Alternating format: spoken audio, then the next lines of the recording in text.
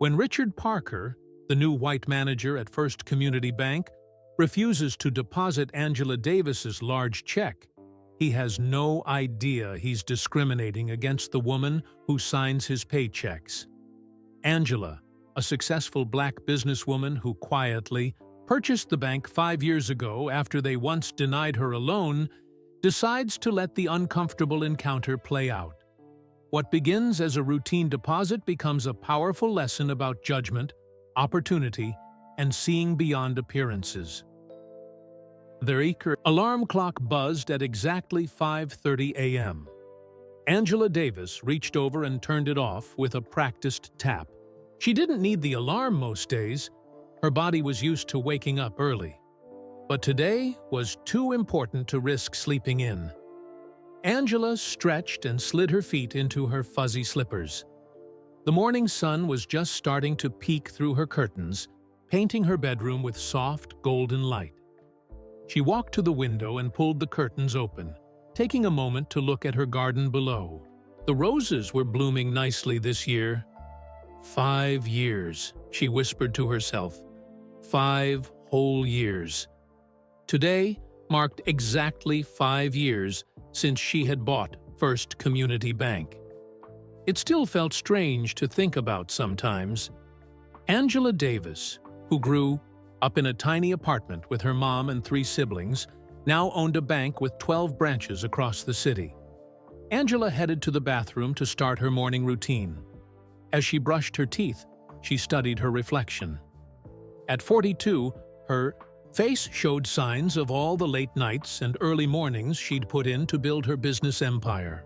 The tiny wrinkles around her eyes crinkled when she smiled, which her mother always said gave her face character. "Big day today, Angela," she told her reflection. "Let's make it count." After a quick shower, Angela wrapped herself in her favorite robe and headed to the kitchen. She made a simple breakfast of oatmeal with blueberries and a cup of strong coffee. While she ate, she flipped through her schedule for the day on her tablet. Her phone rang.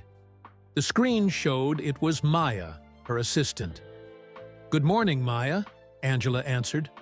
"You're up early." "Just making sure you're awake, boss," Maya replied. "The caterers called. They want to confirm the menu for the party tonight." "Tell them everything looks good," Angela said, "and remind them we need extra vegetarian options." "Will do. Don't forget you have that meeting with the investment team at 11, and then lunch with the charity foundation at 1. Angela took a sip of her coffee. "Actually, I'm going to run a personal errand this morning. I'll be in the office by 10:30. "Personal errand?" Maya sounded surprised. Angela rarely took time for personal matters, especially on busy days. "Yes, I need to deposit a check." "I can send someone to do that for you," Maya offered. Angela smiled. "Not this check. I want to handle it myself." After they hung up, Angela walked to her home office and opened the safe hidden behind a painting. Inside was a check for $750,000, payment from selling one of her smaller companies last week. She could have had the money wired directly to her account, but there was something satisfying about depositing a check in person. Angela decided to wear jeans and a simple blouse for her trip to the bank. She would change into her formal outfit for the anniversary party later. She rarely dressed formally when visiting her bank branches unannounced. Few people knew what the owner of First Community Bank looked like, and that's how Angela preferred it. She carefully tucked the check into her purse and headed to the garage. Her everyday car was a practical blue sedan, nothing flashy that would draw attention. Angela saved her luxury car for special occasions. She believed that true wealth didn't need to be shown off. As she drove toward downtown, Angela's mind wandered back to her childhood. Her mother had worked as a cleaner at a bank very similar to the one Angela now owned. She remembered waiting for her mom after school, sitting quietly in the bank lobby, watching people come and go. The bank managers back then never even looked at her mother in the eye. They certainly never imagined that someone like Angela would one day own a bank, Angela stopped at a red light and checked her lipstick in the rearview mirror. She thought about her journey, from community college to her first job as a bank teller, working her way up to loan officer while taking night classes to earn her business degree. Then came her first small business, which she sold for enough profit to start a larger one. Each success built on the last, each business sold for more than the one before. 5 years ago, when she heard that First Community Bank was struggling and up for sale, she knew it was meant to be. The bank had rejected her first business loan application 15 years earlier. Now she owned it. The light turned green, and Angela continued her drive. She decided to visit the Oak Street branch today. It was one of the busiest locations and had recently hired several new employees, including a new manager. Angela made a point of visiting her branches regularly without announcing herself as the owner. She believed good leaders should see how their business really ran when nobody was watching. As Angela parked her car in the public lot across from the bank, she felt a flutter of excitement in her stomach. She loved these anonymous visits. They reminded her of why she had worked so hard all these years, not just for success, but to create a bank that truly served its community. She checked her watch. The branch had been open for 30 minutes already. There would be a decent number of customers inside, which was perfect. Angela wanted to see how the staff handled a busy morning. She grabbed her purse, double-checking that the check was safely inside, and stepped out of her car. The morning sun felt warm on her face as she walked toward the bank building. Through the large glass windows, she could see people waiting in line. Among them were faces of all colors, exactly what she had wanted when she took over, a bank for everyone. Angela took a deep breath and pulled open the heavy glass door. No one turned to look at her. No one recognized her as the woman whose name was on their paychecks. She was just another customer, here to conduct business, exactly how she wanted it to be. For now, Angela stepped into the cool air of the bank lobby. The familiar smell of paper, coffee, and cleaning supplies greeted her. She had always loved this smell, even when she was a child waiting for her mother. The Oak Street branch was busier than usual this morning. 2 neat lines of customers stretched from the teller windows. Angela counted 12 people waiting. She joined the back of the shorter line and took the opportunity to observe her bank in action. The security guard, Mr. Wilson, stood by the door. He had been with the bank for 20 years. Angela had made sure he kept his job when she took over. He nodded politely at her, not recognizing the owner but still treating her with respect. That was one thing Angela had insisted on when she bought the bank. Every customer deserved respect, no matter what they looked like or how much money they had. Angela watched as the tellers helped customers. Most of the faces behind the counter were familiar to her. There was Tanya, who had just celebrated her 5th anniversary with the bank, and Carlos, who Angela had personally promoted last year. He was excellent with elderly customers, always patient with their questions. A young black woman Angela didn't recognize was working at the 3rd window. She must be new. She wore a name tag that read Tamika. Angela made a mental note to check her file later. She seemed efficient, handling each transaction quickly, while still taking time to smile and chat with customers. Angela's gaze moved to the manager's desk in the corner. Usually, Ms. Peterson sat there. She had been a manager at this branch for 3 years and did excellent work. But today, a white man Angela didn't recognize occupied the desk. He wore a crisp suit and a bright blue tie. The nameplate on his desk read, Richard Parker. Ah, the new manager. Angela remembered now. Ms. Peterson had been promoted to regional supervisor last month. This must be her replacement. Angela was curious to see how he ran things. As she waited in line, Angela watched Richard Parker work. He helped a white couple who appeared to be in their 60s. Richard smiled warmly, leaning forward as they talked. He laughed at something, the husband said, and spent several minutes going through papers with them.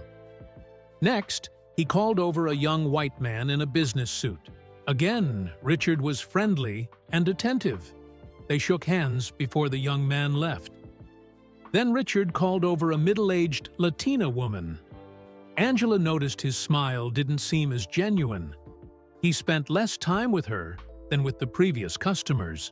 The woman seemed to be asking questions, but Richard kept his answers short. He didn't offer to shake her hand when she left. Interesting, Angela thought. The line moved slowly.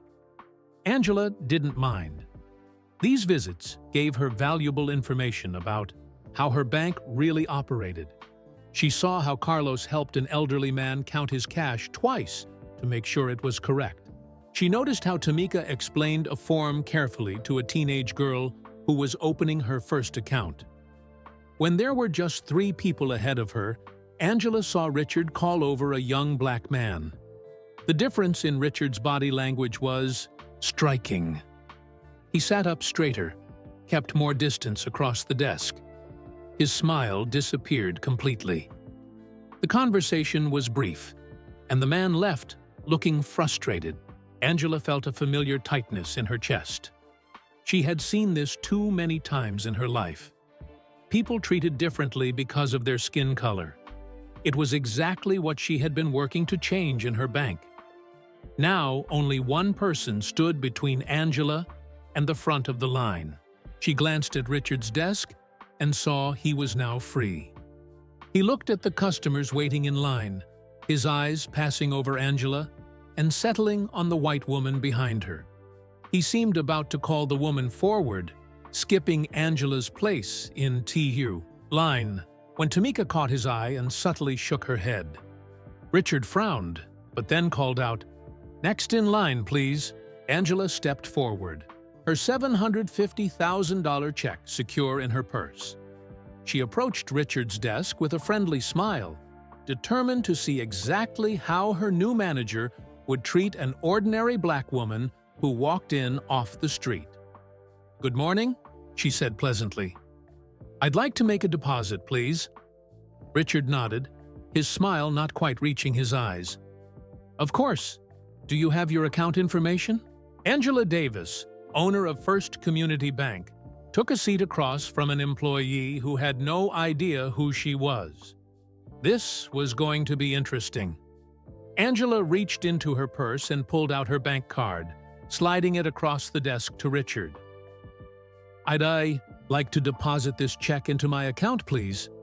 Richard took her card and typed her information into his computer. His eyebrows rose slightly as he looked at the screen. "Ms. Davis, I see your account has been open for quite some time," he said. Angela nodded. "Yes, about 15 years now." In truth, she had been a customer for much longer, but she had opened this particular account 15 years ago when she started her first successful business. She preferred to use it for personal transactions. The account showed a solid history, but didn't reveal anything about her ownership of the bank. Richard handed back her card. "And what will you be depositing?" "Today." Angela reached into her purse again and took out the check, carefully placing it on the desk between them. The amount was clearly visible, $750,000.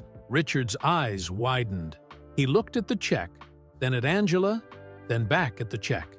His pleasant, professional expression faltered for a moment. "That's quite a large deposit," he said slowly. "Yes, it is," Angela agreed calmly. Richard picked up the check, examining it as if searching for something wrong. "And this is from the sale of a business investment," Angela explained. She didn't offer more details. She didn't need to. The check was legitimate, from a well-known bank, and properly signed. Richard cleared his throat. "I see. And may I ask what kind of business this was?" Angela tilted her head slightly. This wasn't a standard question for a check deposit. A tech company I invested in several years ago. Richard nodded, but his expression remained doubtful. And how did you come to be involved with this company? Angela felt a familiar feeling in her stomach, the one she got whenever someone questioned her accomplishments because of how she looked. She had felt it when she applied to college, when she sought her first business loan, and countless times since. But she kept her voice pleasant. I was an early investor. Richard tapped his fingers on the desk. Ms. Davis, I hope you understand that with a check of this size, we need to be thorough. Of course, she replied. I appreciate the bank being careful. We'll need to place a key hold on these funds, Richard announced. Standard procedure for a check of this size. Angela knew this wasn't true. First Community Bank's policy, her policy, was that checks from major banks could be verified immediately by phone. Holds were only placed on checks from unknown or out-of-state banks, or if there was a legitimate reason to suspect fraud. How long would the hold be? She asked. 2 weeks, Richard replied promptly.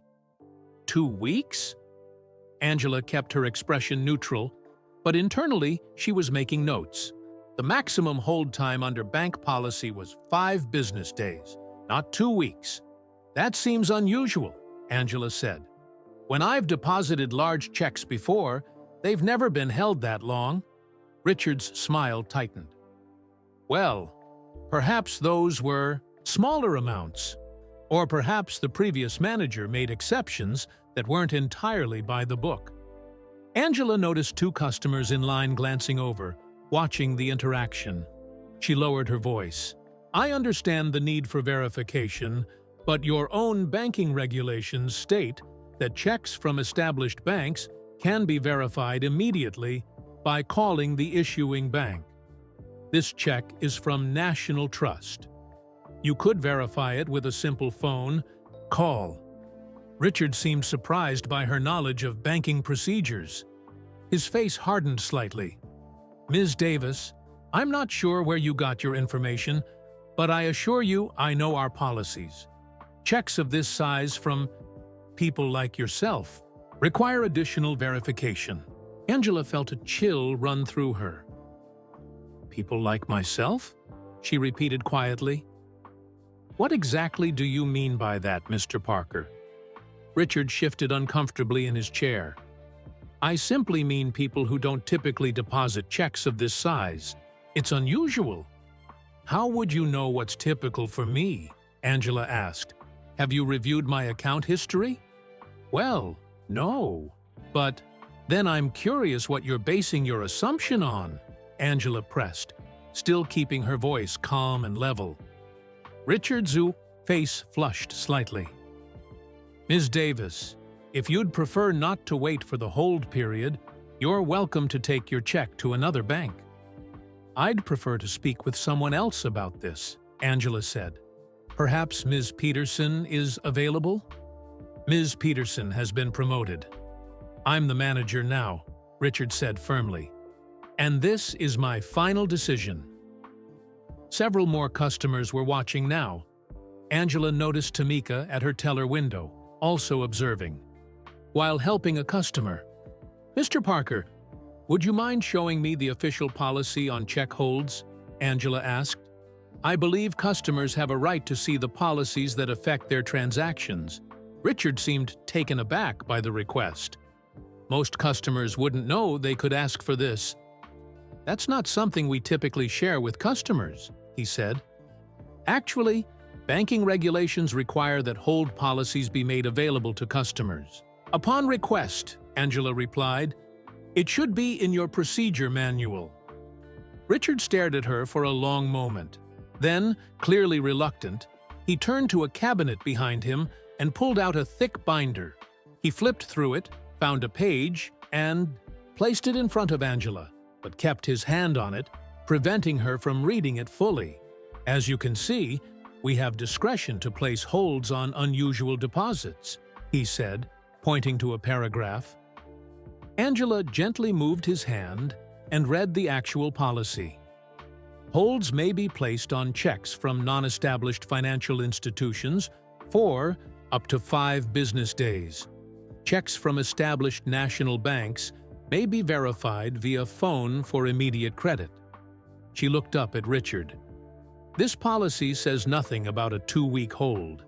It actually supports what I was saying about verification by phone. Richard quickly pulled the binder back. You're misinterpreting it. Am I? Angela asked. Would you mind calling your supervisor to discuss this? That won't be necessary, Richard said firmly. His friendly demeanor had completely vanished now. Look, I'm trying to protect the bank. When customers come in with checks that seem unusual for them, we have to be careful. There's that phrase again, Angela noted. People like me. I'm curious, Mr. Parker. What exactly do you mean by that? The bank had grown quieter as more customers noticed the tension between them.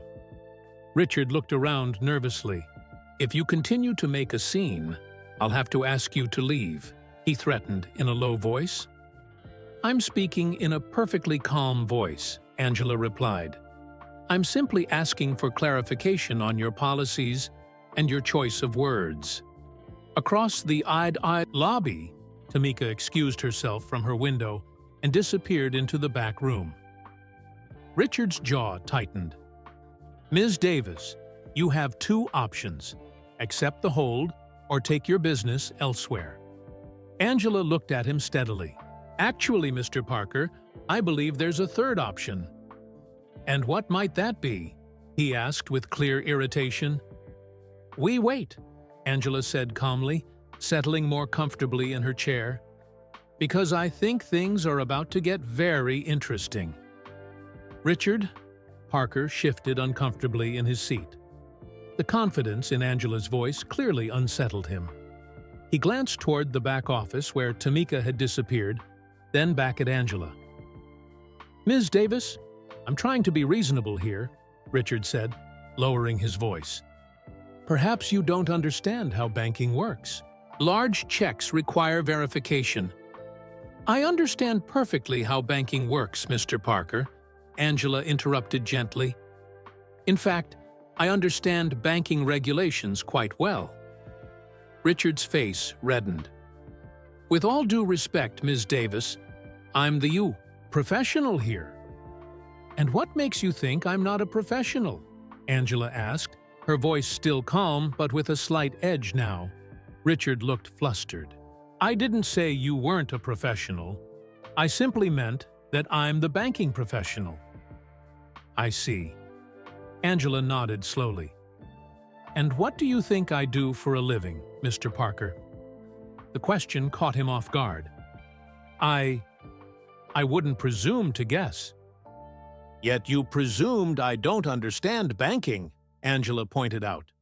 You presumed this check is unusual for someone like me. You presumed a great many things in the last 10 minutes, Mr. Parker. A middle-aged white woman in the line cleared, her throat loudly, drawing Richard's attention. Excuse me, is there a problem? I've been waiting for 15 minutes. Richard looked relieved at the interruption. I'll be with you shortly, ma'am. Just finishing up here. He turned back to Angela. As you can see, we're very busy today. By all means, help the next customer, Angela said. I'll wait right here while you call to verify my check. Richard's jaw tightened. I've already explained our policy on this. You've explained what you claim is the policy, Angela corrected him. But it doesn't match what's written in your own manual. The woman in line frowned. Is there only one manager working today? This is ridiculous. Another customer, an older black man, spoke up. I've been banking here for 20 years, and I've never had to wait this long. The tension in the bank lobby was rising. Richard looked increasingly uncomfortable as more customers began to murmur among themselves. Ms. Davis, Richard said in a strained whisper, you're disrupting business. If you could just accept the hold. I'm sitting here quietly, Angela replied. The disruption seems to be coming from your unwillingness to follow standard procedures. She reached across the desk for the policy manual. May I see that again, please? I believe there's a section on customer rights regarding deposits. Richard reluctantly pushed the binder toward her. Angela flipped through it with the confidence of someone who had written many of the policies herself. She found the page she wanted and turned the binder so Richard could see it. Right here, she said, pointing to a paragraph. It clearly states that customers can request documentation of hold decisions, including the specific reason for the hold and its duration. I'd like that documentation, please. Richard stared at the manual, then at Angela. That's for exceptional cases. And isn't this exceptional? A 2-week hold when the policy states 5 days maximum? More customers were watching now. The security guard, Mr. Wilson, had moved closer, unsure if there was a problem. Richard took a deep breath. Ms. Davis, let me explain something. His tone had changed to one people often used when they thought they were speaking to someone who couldn't understand complex ideas. Banking involves risk management. When someone who doesn't normally handle large sums comes in with a check like this, we have to be careful. It's for your protection as well as ours. Angela raised an eyebrow. And how exactly do you know what sums I normally handle? Well, have you looked at my transaction history? No, but my investment portfolio? That's not my business. Holdings? Richard's patience was visibly wearing thin. Ms. Davis, this is becoming absurd. I don't need to know your financial history to recognize when a transaction seems unusual. Unusual based on what? Angela pressed. What specific factor makes this deposit unusual? The amount or the person making it? A few customers nodded at her question. One woman said, "Good question." Richard glanced around, aware that he was losing control of the situation. I think we're done here. Either accept the hold or take your check elsewhere. I'd like to see today's hold records, Angela said, changing tactics. Excuse me? The records of other checks placed on hold today. Just the amounts and the hold periods assigned. No customer names necessary. Richard looked shocked.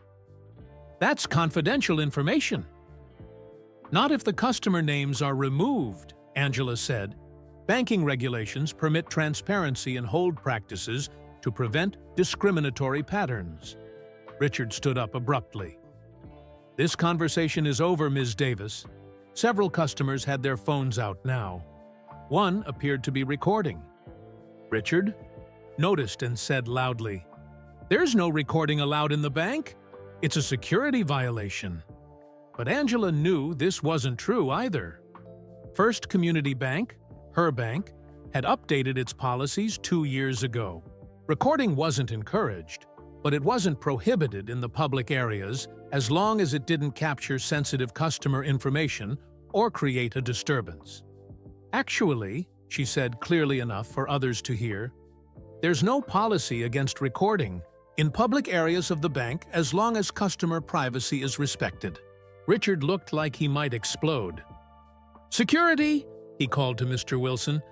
"Please escort Ms. Davis out if she continues to disrupt business." Mr. Wilson looked uncomfortable. He'd worked at the bank long enough to know that Angela was right about the recording policy. He moved closer, but didn't attempt to escort her anywhere. "I'm not disrupting anything," Angela said calmly. "I'm sitting here, waiting for proper service." Richard leaned across the desk. "Listen," he hissed. "I don't know what you're trying to pull here, but checks this large from people like you need extra verification. That's just reality." The bluntness of his statement hung in the air. Several customers gasped. The older black man who had spoken earlier shook his head in disgust. "People like me?" Angela repeated, making sure everyone heard. I'd like you to explain exactly what you mean by that, Mr. Parker. Before Richard could respond, Tamika returned. She slipped a folded note onto Angela's side of the desk, then quickly returned to her teller window. Angela picked up the note and read it. A small smile touched her lips. "What is that?" Richard demanded.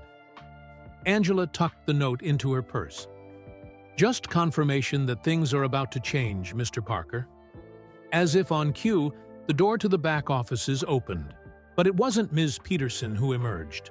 Instead, a middle-aged white man in a suit stepped out, looked around the lobby with confusion at the tense scene, then headed straight for the exit. Just a visitor from another department, not the cavalry Angela had been expecting. The door swung shut again. Richard looked relieved. From her teller window, Tamika Johnson watched the entire scene unfold. Her heart was racing. She had started working at First Community Bank only 3 months ago, and she loved her job. But now she was caught in an impossible situation. Tamika recognized Angela Davis immediately when she walked in. How could she not? 3 months ago, Angela had personally interviewed Tamika for her position.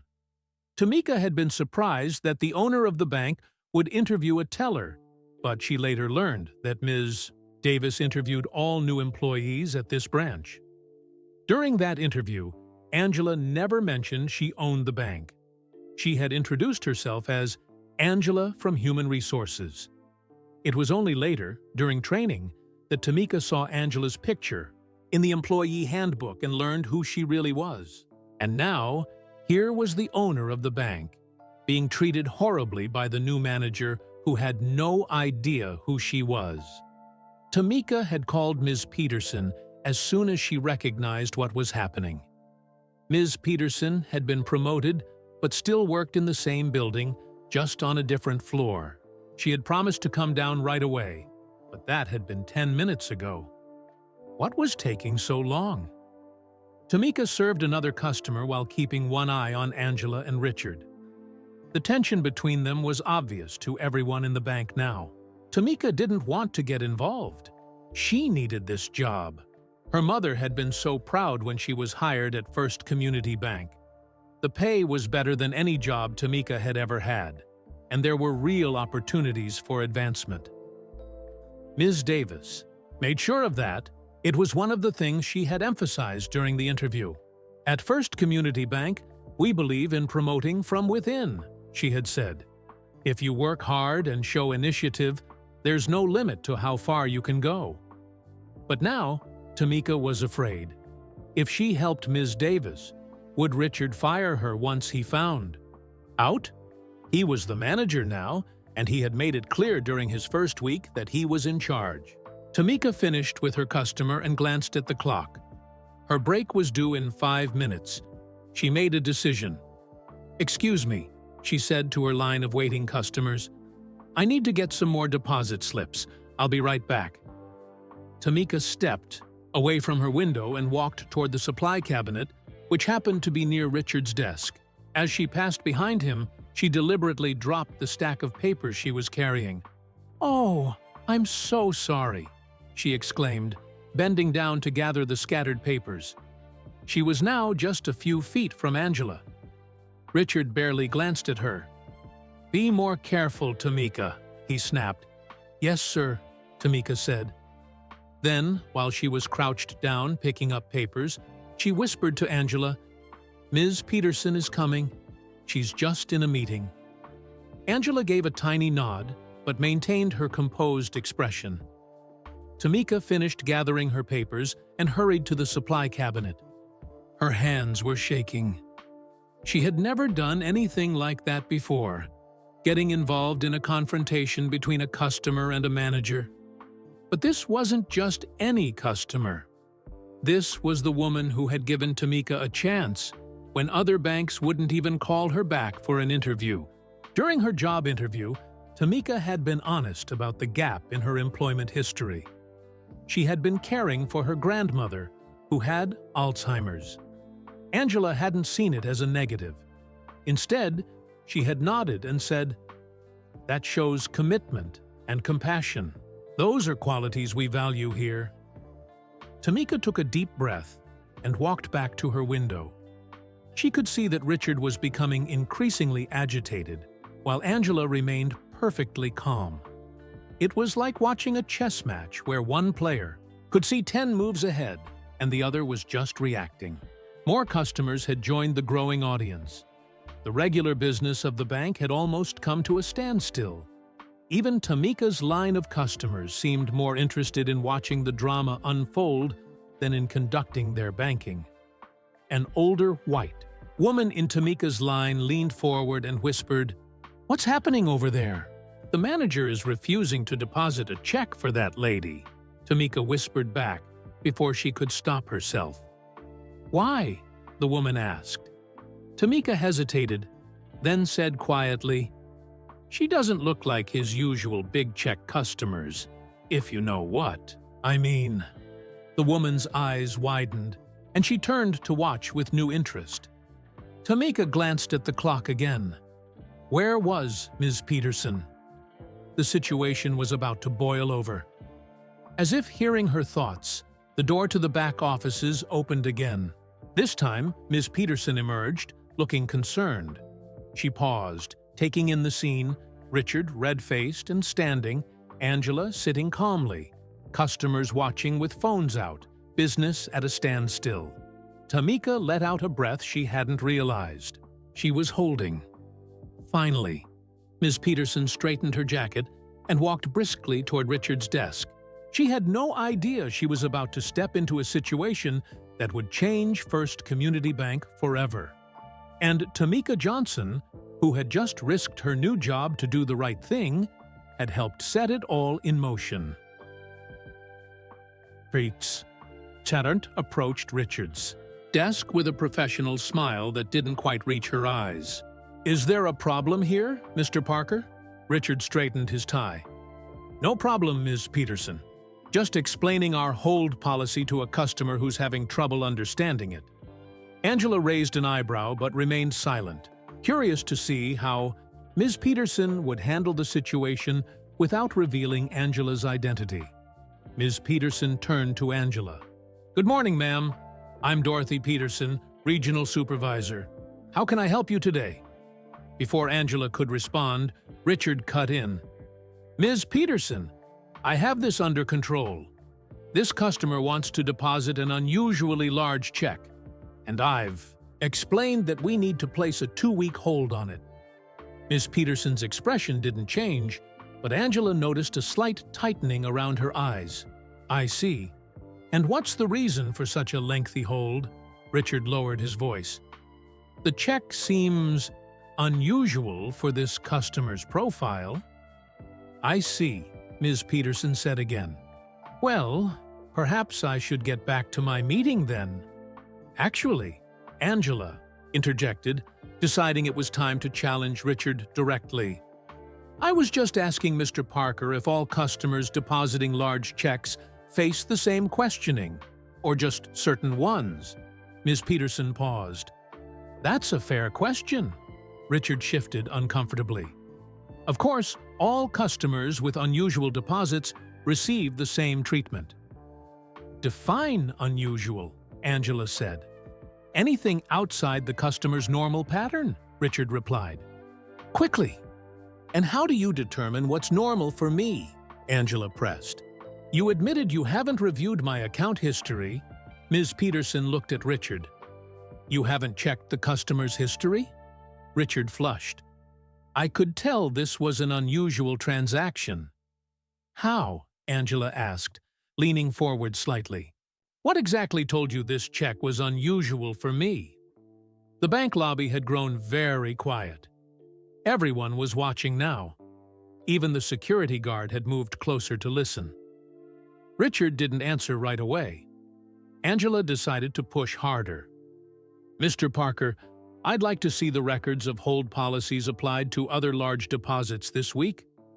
"That's confidential," Richard began. "Not if you remove the names," Angela interrupted. "Just the check amounts and the hold times applied. That would show whether your hold policy is being applied consistently to all customers." Richard's face turned an even deeper shade of red. "That's not possible." "Why not?" Angela asked. "If you're treating all customers the same, those records would prove it." A murmur ran through the watching customers. Someone in the back said, "She's got a point." Ms. Peterson cleared her throat. "Perhaps we should discuss this in private." "No," Angela said firmly. "This is a matter of public policy. If First Community Bank has different standards for different customers, people have a right to know." Richard stood up, his patience clearly at an end. "This conversation is over. Either accept the hold or take your business elsewhere." Angela remained seated. "I'm not going anywhere, Mr. Parker. And I'm not accepting an arbitrary hold that contradicts the bank's own policies." "Then I'll have to ask you to leave," Richard said, his voice rising. "You're disrupting business." "I'm simply asking for fair treatment," Angela replied, her voice still calm but carrying enough to be heard by everyone nearby. "So, let me ask you something, Mr. Parker. The white couple you helped before me, did you place a hold on their deposit?" Richard's eyes widened. "That's none of your business." The young white man in the suit, did his check get held? "This is inappropriate," Richard sputtered. "Mr. Wilson," Angela called to the security guard, "you've worked here for years. Have you noticed certain customers getting different treatment than others?" Mr. Wilson looked startled at being addressed. He glanced nervously between Angela and Richard. Richard pointed a shaking finger at Angela. "If you don't lower your voice, I will call security to escort you out." "I'm speaking at a perfectly normal volume," Angela said. "And you haven't answered my question." Ms. Peterson tried again to defuse the situation. "Perhaps if we looked at the check is legitimate," Richard snapped. "That's not the issue." "Then what is the issue?" Angela asked, seizing on his slip. "You just admitted the check itself isn't the problem." The customers watching the confrontation began to murmur again. One woman said loudly, "Just tell her why then." Richard looked around, realizing he was losing control of the situation. "This is becoming a security concern. Mr. Wilson, please, escort Ms. Davis out." Mr. Wilson didn't move. After 20 years at the bank, he knew when something wasn't right. Angela reached into her purse and took out the check again, placing it on the desk where everyone nearby could see it.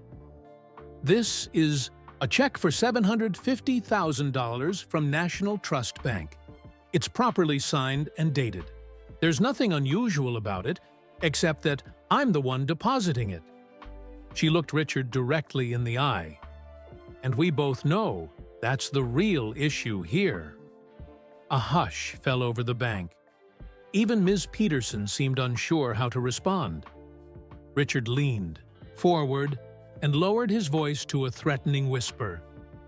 "You're making a scene over nothing. People are watching. Some are recording. Is that what you want?" "I want equal treatment," Angela replied, not bothering to lower her voice. "And yes, I want people to see what that looks like." More phones came out. Someone muttered, "She's right." Richard's face twisted with anger. "Security concern! Mr. Wilson, remove this woman now." Mr. Wilson took a single reluctant step forward. "Stop!" came Tamika's clear voice from her teller window. She couldn't stay silent any longer. All eyes turned to her. "Ms. Davis is a longtime customer," Tamika said, her voice shaking slightly. "I've processed her deposits before. There's never been a problem." It wasn't entirely true.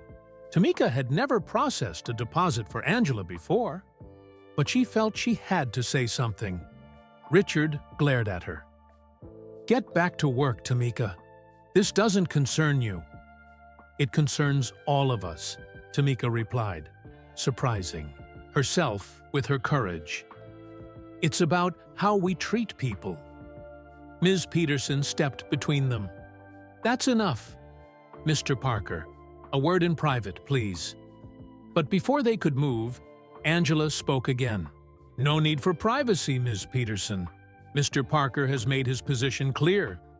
She turned to Richard. "One last chance. Will you process my deposit according to the bank's actual policies, or shall we escalate this further?" Richard's face showed nothing but contempt now. "You can escalate all you want. I'm the manager here." Angela nodded slowly, as if he had confirmed something she suspected all along. She pulled the note Tamika had given her from her purse and unfolded it deliberately. "Then I think it's time we discussed who I really am, Mr. Parker." Richard's expression changed from anger to confusion. "What are you talking about?" Before Angela could respond, Ms. Peterson stepped between them. "I don't think that's necessary right now, Ms. Davis." Her eyes held a silent plea. "Mr. Parker, I'd like a word with you in private." "Now." Richard hesitated, clearly reluctant to leave his post. "It's okay, Ms. Peterson," Angela said calmly. "I'm giving Mr. Parker one more chance to handle this situation professionally." She turned back to Richard. "Let's start over. I'd like to deposit this check, please." The tension in the bank was thick enough to cut with a knife. Customers stood frozen, many with phones still recording. Tamika watched nervously from her window. Even the security guard, Mr. Wilson, seemed unsure what to do next. Richard took a deep breath, visibly trying to regain his composure. "Ms. Davis, I understand you're frustrated, but bank policy requires—" "Let me stop you there," Angela interrupted gently. "I'm not frustrated. I'm simply a customer who's been banking here for many years, trying to make a deposit." She picked up the check and held it up for him to see clearly. "This is a certified check from National Trust Bank, a well-established financial institution. I've deposited similar checks here before without any issues." Richard's jaw tightened. Perhaps the previous manager wasn't following proper procedures. Or perhaps, Angela suggested, the previous manager didn't make assumptions about customers based on how they look. A few customers nodded in agreement. One elderly woman said, "That's right." Richard glanced nervously at the growing audience. "Ms. Davis, this isn't about how you look." "Then what is it about?" Angela asked. "What's different about today?" "Ms." Peterson shifted uncomfortably beside them. She knew exactly what was different. The person making the decisions was different. But she remained silent, letting the scene play out. Richard struggled to find an answer. It's just unusual for a check this size for someone like me to have this much money?" Angela finished for him. "Is that what you're trying to say?" The quiet in the bank deepened. Several people gasped softly. Tamika closed her eyes briefly, knowing what was coming. Richard's face flushed red again. "That's not what I meant." "Then what did you mean, Mr. Parker?" Angela pressed. "Because from where I'm sitting, it seems like you took one look at me and decided I couldn't possibly have legitimate access to this kind of money." A customer in line spoke up. "That's what it looks like to me, too." "And me," said another. Richard looked around desperately, seeming to realize he was losing control of the situation completely. His voice lowered to an angry whisper. "Look, we both know checks like this are unusual for certain communities. I'm just doing my job." Angela stayed perfectly calm. "And what communities would those be, Mr. Parker?" Richard didn't answer. "Would you have questioned this check if I were white?" Angela asked directly. The question hung in the air. No one moved. Even Ms. Peterson seemed to be holding her breath. Richard's response was barely audible. "That's not fair." "What's not fair?" Angela said, her voice clear and strong. is treating customers differently based on the color of their skin. The bank had gone completely silent now. Everyone was watching, waiting for Richard's response. Richard looked at Ms. Peterson, clearly expecting her to intervene on his behalf, but she just stood there, arms crossed. "This is ridiculous," he finally said. "I didn't deny your deposit. I simply requested a standard hold period." 2 weeks is not standard, Angela pointed out, and you know it. For a check this size, from someone who doesn't normally. Richard stopped abruptly, realizing his mistake. "Doesn't normally what?" Angela asked. "Doesn't normally have this much money? And how would you know what's normal for me? Have you reviewed my account history? No, but have you looked at my investment portfolio? No. My business holdings? That's not. Then what exactly are you basing your assumptions on, Mr. Parker?" Richard's face was a mixture of anger and embarrassment now. "This conversation is over," he declared. "I've made my decision. 2-week hold, or take your business elsewhere." Angela nodded slowly, as if he had confirmed something important. "I see. Thank you for making your position so clear, Mr. Parker." She gathered her purse and the check, then stood up. "Ms. Peterson, I believe we should continue this discussion upstairs." Ms. Peterson nodded quickly. "Yes, of course." Richard looked confused. "Upstairs? What's upstairs?" "The executive offices," Ms. Peterson replied. "Why would you—" Richard began, but Angela cut him off. "Mr. Parker, do you know what today is?" she asked. The abrupt change of subject seemed to throw him off balance. "What? No. Why would I?" "Today marks exactly 5 years since I purchased First Community Bank," Angela said. The words landed like a bomb in the quiet lobby. Gasps and murmurs erupted from the watching customers. Tamika couldn't suppress a small smile. Richard stared at Angela, his face draining of color. "What did you just say?" "My name is Angela Davis," she said clearly. "I'm the owner and CEO of First Community Bank, all 12 branches, including this one." Richard's mouth opened, but no words came out. He looked at Ms. Peterson in disbelief. She nodded in confirmation. That's impossible," he finally managed to say. "And why is that impossible, Mr. Parker?" Angela asked, her voice still calm but with an edge of steel now. "Is it because I'm a black woman? Is it because people like me don't own banks in your world?" The security guard, Mr. Wilson, was openly grinning now. He had worked at the bank long enough to know exactly who Angela was. Richard struggled to regain his composure. I didn't know. Nobody told me." "That was intentional," Angela said. "I visit my branches regularly without announcing myself. It's the only way to see how customers are really being treated." She picked up the check and placed it back on his desk. "Now, would you like to reconsider your position on this deposit?" Richard Parker stared at the check as if it might burst into flames.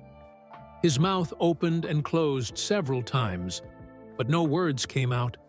The bank lobby remained absolutely silent as everyone waited for his response. Ms. Peterson finally broke the silence.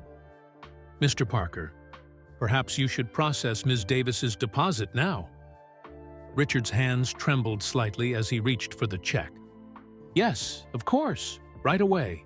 His voice had lost all its previous confidence. "No hold necessary." "Actually," Angela said, "I'd like you to follow proper procedure. Please call the issuing bank to verify the check, as our policy states." Richard fumbled for the phone, nearly knocking it off his desk. "Yes, certainly." As Richard made the call, Ms. Peterson turned to the gathered customers. "Ladies and gentlemen, thank you for your patience today. I apologize for any inconvenience. Those of you waiting in line, our other tellers would be happy to assist you. Now, most customers remained where they were, too invested in the unfolding drama to return to their banking business.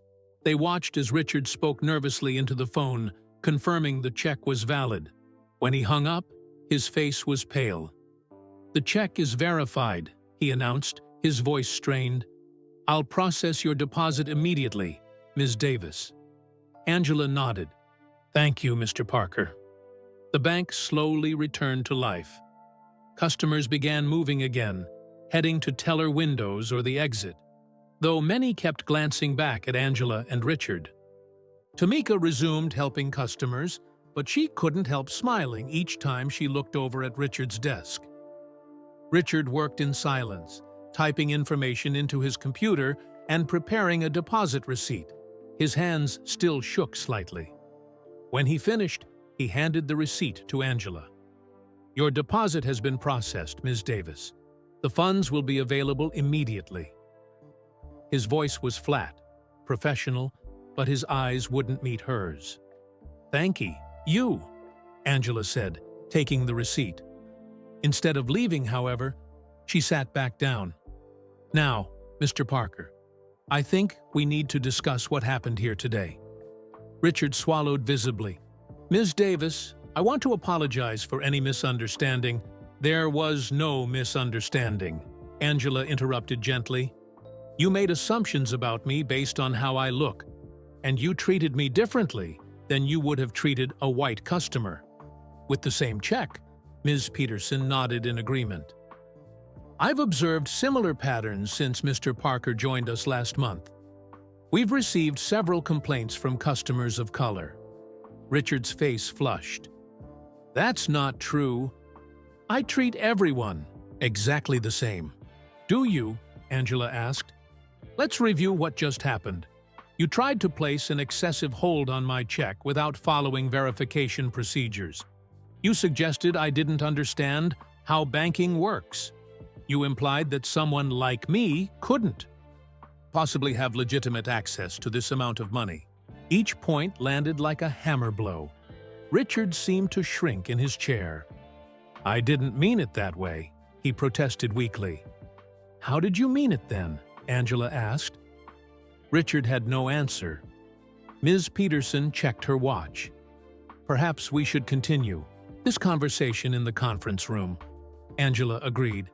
"Yes, I think that would be best." She turned to Richard. "Mr. Parker, please join us." It wasn't a request. Richard nodded stiffly and stood up. As they walked toward the conference room, Angela stopped by Tamika's window. "Thank you, Tamika," she said warmly. "Your help today was invaluable." Tamika beamed. "Just doing my job, Ms. Davis." Richard watched this exchange with growing confusion. "You two know each other?" "Tamika is one of our most promising new employees," Angela said. "I personally interviewed her 3 months ago." Richard's confusion deepened. "You interview tellers?" "I interview all employees at this branch," Angela explained. "It's my flagship location." They entered the conference room, a small but well-appointed space with a round table and comfortable chairs. Angela took a seat at the head of the table. Ms. Peterson sat to her right, and Richard reluctantly sat to her left. "Mr. Parker," Angela began once they were settled, "do you know why I bought this bank 5 years ago?" Richard shook his head. "This very branch denied me my first business loan 15 years ago," Angela explained. "Despite having excellent credit and a solid business plan, the manager at the time, a man not unlike yourself, decided I wasn't a good risk." She paused, letting her words sink in. "I eventually got funding elsewhere, built my business, sold it at a profit, and started another, each one more successful than the last. Then, when I heard this bank was struggling and up for sale, I saw an opportunity." Richard listened in silence, his expression unreadable. "My goal wasn't just to own a bank," Angela continued. It was to create a financial institution that truly served all members of our community equally, where decisions were based on facts, not assumptions or biases. Ms. Peterson nodded. That's been Ms. Davis's vision from day one. It's why we've grown from 7 branches to 12 in 5 years, while other banks are closing locations. And it's why, Angela added, looking directly at Richard, I've been so disturbed by the reports I've been receiving from this branch over the past month. Richard's head snapped up. What reports? Complaints from customers of color who felt they were treated differently, Ms. Peterson explained. Loan applications from qualified minority applicants being scrutinized more heavily. Hold periods being applied inconsistently. We've received 7 such complaints since you took over as manager, Angela said. That's why I decided to visit today, to see for myself what was happening. Richard's face had gone pale again. You were testing me. I was observing you, Angela corrected. And, unfortunately, you confirmed every complaint we received. I was just following procedures, Richard insisted, a note of desperation in his voice. I'm careful with large deposits. Are you equally careful with all customers? Angela asked. Because I watched you before you helped me. You didn't question the elderly white couple's transaction. You didn't suggest the young white man in the suit might not understand banking. Richard had no response. Mr. Parker, Angela said, her voice gentle but firm, banking isn't just about protecting the institution. It's about serving people, all people, with equal respect and fairness. She looked at him thoughtfully. The question now is what happens next. Richard's shoulders slumped. I assume I'm fired. Angela didn't respond immediately. She studied him instead, her expression calm and thoughtful. Outside the conference room, the bank continued its normal operations. Through the glass wall, Angela could see customers being helped by tellers. Tamika was explaining something to an elderly woman, her hands moving animatedly. That would be the easy solution, wouldn't it? Angela finally said. I fire you, you leave, and we all move on. Richard nodded stiffly, his eyes fixed on the table. But I don't believe that's the best solution, Angela continued, surprising both Richard and Ms. Peterson. Firing you doesn't solve the larger problem. Richard looked up, confusion written across his face. I don't understand. The problem isn't just your behavior, Mr. Parker. It's the thinking behind it, the assumptions, the biases. And those don't disappear just because you leave this bank. You'll take them with you to your next job. Ms. Peterson leaned forward. Ms. Davis, after what we just witnessed, Angela held up a hand. I know, Dorothy, but I didn't build this bank by taking the easy way out. She turned back to Richard.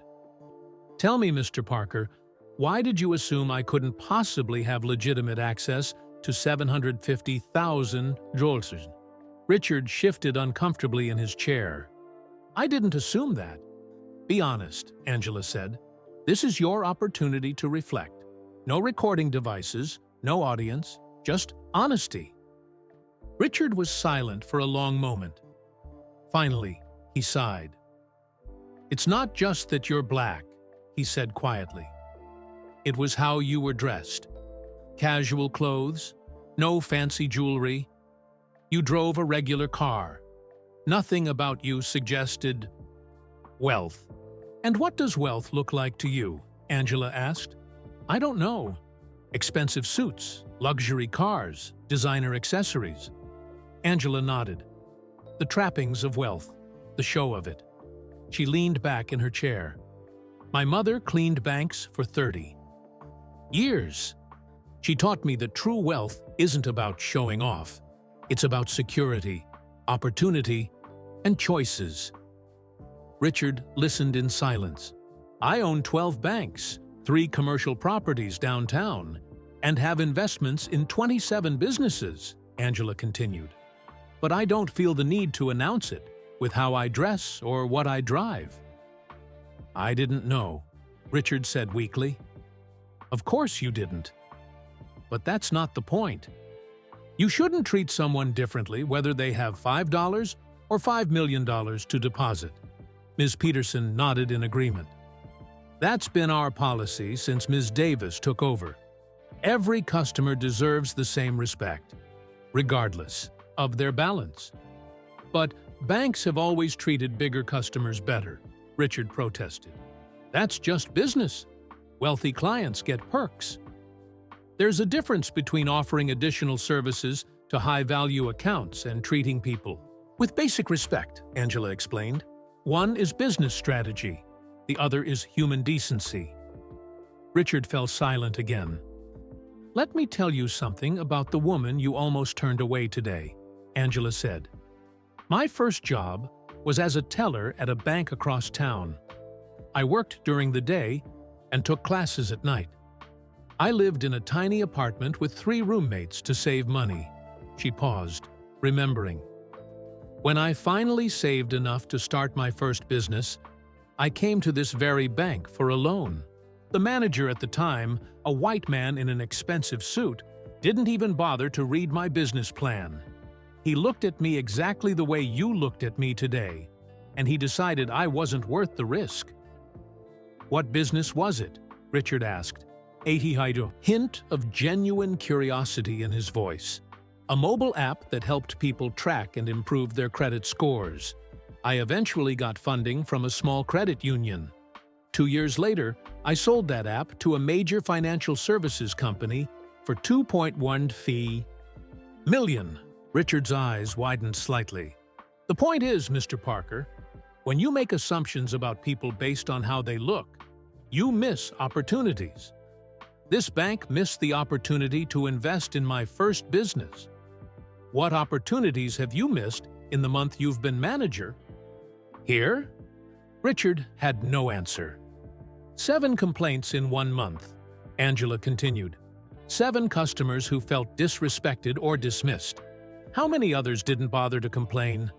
How many just took their business elsewhere? I didn't realize, Richard began, then stopped. I thought I was protecting the bank. From what? Angela asked. From hard-working people trying to build better lives?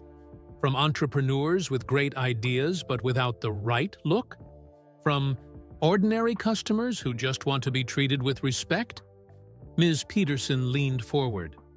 Mr. Parker, when Ms. Davis bought this bank, it was failing. Know why it's successful now? Because we serve communities other banks ignore. Because we judge loan applications on merit, not on what the applicant looks like. Because we respect every customer who walks through that door. Angela nodded. This branch is in a diverse neighborhood. That's intentional. When other banks moved to wealthier, whiter areas, I kept us here, and we're more profitable now than ever. Richard looked genuinely surprised. I didn't know that. There's a lot you don't know, Angela said, about banking, about this community, and about judging people based on appearances. She stood up and walked to the window overlooking the bank lobby. Customers of all backgrounds were conducting their business. Young, old, different races, different clothes, different lives, all getting the help they needed. What you saw when I walked in was a black woman in casual clothes, Angela said without turning around. What you should have seen was a customer. Nothing more, nothing less. She turned back to face him. So, Mr. Parker, now that you know who I am and what this bank stands for, I have a decision to make. And so do you. What decision do I have to make? Richard asked, looking confused. Whether you're willing to learn from this experience, Angela replied. Whether you're ready to examine your assumptions and change how you see people. Because if you are, I might have a different solution than firing you. Richard looked stunned. "You're not firing me?" "I haven't decided yet," Angela said. "First, I want you to tell me exactly why you treated me differently today. No excuses, just the truth." Richard looked at Ms. Peterson, then back at Angela. He took a deep breath. "Because I saw a black woman in casual clothes with a huge check, and I automatically assumed something wasn't right. I didn't even consider that you might be a successful businesswoman. It didn't fit what I expected." Angela nodded. "That's called unconscious bias, Mr. Parker. We all have it to some degree. The question is whether we recognize it and work to overcome it, or whether we let it control our decisions and harm others." She sat back down and looked him directly in the eye. "So, which will it be for you?" Richard Parker sat very still, the weight of the question hanging in the air between them. Outside the conference room, the bank continued its normal business, oblivious to the life-changing conversation happening behind the glass walls. "I want to learn," Richard finally said, his voice quiet but clear. "I don't want to be the kind of person who judges others based on appearance." Angela studied his face, looking for any sign of insincerity. "It won't be easy. Recognizing our biases is uncomfortable work." "I understand," Richard nodded, "but I'd rather face that discomfort than continue making the same mistakes." Angela exchanged a glance with Ms. Peterson, who raised an eyebrow in silent question. Angela gave a small nod before turning back to Richard. "In that case, Mr. Parker, I'm prepared to offer you a choice," Angela said.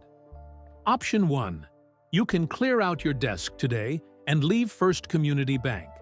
I'll provide a neutral reference and you can seek employment elsewhere." Richard swallowed hard but said nothing. "Option 2, Angela continued. "You can stay, but with conditions. You'll participate in our comprehensive training program on unconscious bias and fair banking practices, which I personally developed after buying the bank. And for the next month, you'll work directly with me, meeting the diverse customers who have built this bank's success." Richard looked surprised. "You would give me a second chance? After how I treated you?" "This isn't just about giving you a second chance," Angela clarified. "It's about creating change. If you leave, you'll take your biases with you. If you stay and learn, you might become the kind of banker this community deserves." Ms. Peterson leaned forward. "The training program is intensive, Mr. Parker. It's not just sensitivity videos and pamphlets. You'll need to confront uncomfortable truths about yourself." Richard took a deep breath. "I choose option 2. I want to stay and learn." Angela nodded. "Good. Your training begins tomorrow morning, 8 a.m. sharp. And Mr. Parker?" "Yes?" "There will be no third chance. If I ever witness or hear about you treating any customer differently based on their appearance, you'll be immediately terminated." "I understand," Richard said. "Now, I need to prepare for today's anniversary celebration," Angela said, standing up. "Ms. Peterson will fill you in on the details of your modified role." Richard stood as well, still looking somewhat shell-shocked. "Thank you for the opportunity, Ms. Davis. I won't let you down." Angela gave him a measured look. "Don't make promises. Yet, Mr. Parker. Show me with your actions instead." As Richard left the conference room, Ms. Peterson turned to Angela with a questioning expression. "Are you sure about this, Angela? He could cause more damage." "He could," Angela agreed. "But he could also become one of our strongest advocates for change. Sometimes people just need to see the world from a different perspective." Ms. Peterson didn't look convinced. "And if he doesn't change?" "Then he's gone," Angela said simply. "But I've found that most people can grow when given the right opportunity." They walked together toward the elevator that would take them to the executive offices upstairs. "There's something I haven't told you yet, Dorothy," Angela said as they waited. This wasn't a random visit. Ms. Peterson looked curious. What do you mean? After receiving those 7 complaints, I didn't just decide to drop by. I've been investigating this branch for weeks. The elevator arrived, and they stepped inside. Angela pressed the button for the top floor. What kind of investigation? Ms. Peterson asked. I sent 10 different test customers to this branch over the past 3 weeks. 5 white, 5 black, all with similar financial profiles, all seeking the same services. Ms. Peterson's eyes widened as she began to understand. And let me guess, they weren't treated the same. Angela nodded. The differences were subtle but consistent. Longer wait times for black customers, more questions about their finances, more holds placed on their deposits. That's why you came in person today, Ms. Peterson realized. You weren't just making a deposit, you were gathering evidence. I needed to see for myself, Angela confirmed, and now I have. The elevator stopped at the executive floor, and they stepped out into the elegant hallway. So this whole time, Richard was being tested? Ms. Peterson asked. Not just Richard, Angela clarified. The entire branch management. I was prepared to replace everyone if necessary. They entered Angela's spacious office with its view of the city. A dress bag hung on the back of the door, Angela's outfit for the evening's celebration. And now, Ms. Peterson asked, what will you do with this information? Angela walked to her desk and picked up a folder. This will become part of our training program, an anonymous case study in how unconscious bias affects banking decisions. She handed the folder to Ms. Peterson. Inside were detailed reports from each test customer, along with data on wait times, questions asked, and services offered. What about Richard's interaction with you today? Ms. Peterson asked. That too, Angela said. With names changed, of course. Angela glanced at her watch. I need to get ready for the celebration. We've got 300 guests arriving at 6. As Ms. Peterson turned to leave, Angela called after her. Oh, and Dorothy? Please ask Tamika to join us at the celebration tonight. I want to introduce her to some people. Tamika? The teller? Yes, Angela said with a smile. She showed real courage today. That's exactly the kind of leadership quality we need. Hours later, Angela stood on the stage at the elegant hotel ballroom, facing hundreds of employees, community leaders, and banking officials gathered to celebrate First Community Bank's 5-year anniversary under her ownership. The room quieted as she stepped up to the microphone. 5 years ago, I purchased a failing bank that had turned me away when I needed help, she began. Many people thought I was crazy. Why would a successful businesswoman want a struggling bank in a neighborhood other financial institutions had abandoned? She paused, looking out at the diverse faces watching her. Today, I want to share a story with you, something that happened just this morning that reminded me exactly why I bought this bank. And as Angela recounted her experience with Richard Parker, carefully anonymized but powerfully told, the audience listened in stunned silence. When she finished, she raised her glass. Today, I'm announcing a new bank-wide initiative to ensure fair treatment for all customers, regardless of what they look like or where they come from. Her gaze found Tamika, sitting at a table near the front, looking surprised to be singled out. We're calling it the Johnson Initiative, after an employee whose courage today showed the true spirit of community banking. Applause filled the room as Tamika's eyes widened in shock.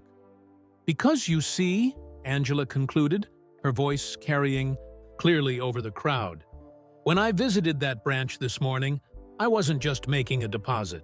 I was completing a 3-week investigation into reports of discriminatory practices, an investigation that will now become a teaching moment for every employee at every branch of First Community Bank. From the back of the room, Richard Parker watched and listened, finally understanding the full scope of what had happened and the opportunity he'd been given to be part of the solution. Thank you for joining me for The Bank Owner. Choi, I hope this story resonated with you and perhaps offered a new perspective. Where are you listening from today? Drop your location in the comments below. If you enjoyed this story about Angela Davis standing up to discrimination while teaching a valuable lesson, please hit that like button and subscribe to the channel. Each week, I share stories that challenge assumptions and celebrate courage, just like this one. Remember, a small act of kindness or standing up for what's right can create ripples of change far beyond what we might imagine. Until next time, keep spreading kindness wherever you go.